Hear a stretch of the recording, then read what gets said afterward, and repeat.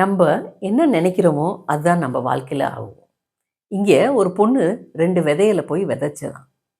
விதைச்சிட்டு தண்ணி அதுக்கு ஏற்ற மாதிரி 2 விதைகளுக்குமே ஊற்றுனதான். ஊற்றிட்டு கொஞ்ச நாள் வெயிட் பண்ணிச்சான். பார்த்தா ஒரு செடி வந்ததான், இன்னொரு செடி வரலையாம். அப்போது இந்த 2 விதைகளுக்குள்ளே பேசிக்கிட்டாங்களாம்.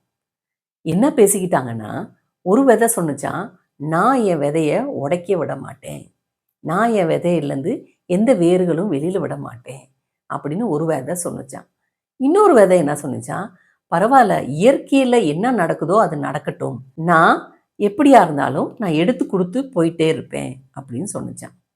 அப்போது இந்த ஒரு விதையிலேருந்து வேர் விட்டு அது வேர் கீழே போய் நல்லா பிடிச்சி இலைகள் வெளியில் வர ஆரம்பிச்சிருச்சான். ஆனால் இன்னொரு விதையில் அது வரவே இல்லையாம்.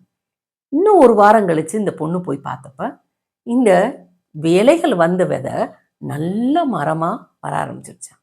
ஆனால் எந்த விதை நான் இடம் கொடுக்க மாட்டேன், நான் எதுவுமே செய்ய மாட்டேன் அப்படின்னு நினச்சதோ அந்த விதை மெதுவாக அழுகி போய் அதுலேருந்து ஒரு கருகின இலை வெளியில் வந்ததாம்.